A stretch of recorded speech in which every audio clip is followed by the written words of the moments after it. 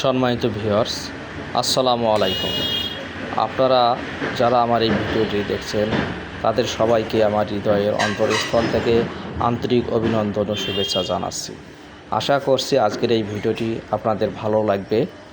আপনাদের সবাইকে আমার এই ইউটিউব চ্যানেলটি সাবস্ক্রাইব করার জন্য অনুরোধ করছি।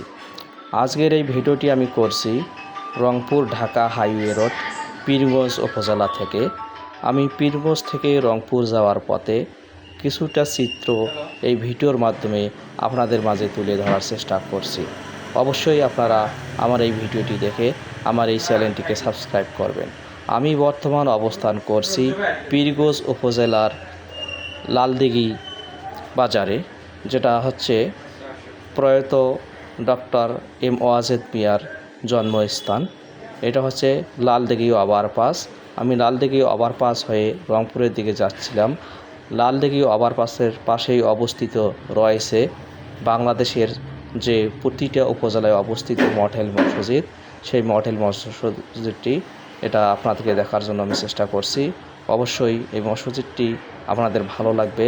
একটা দর্শনীয় স্থান হয়ে রয়েছে এই লালদিঘিতে। খুবই চমৎকার একটি পরিবেশ। সব মিলে আজকের আবহাওয়া অনুকূলে, তাপমাত্রাটাও সহনীয় পর্যায়ে রয়েছে।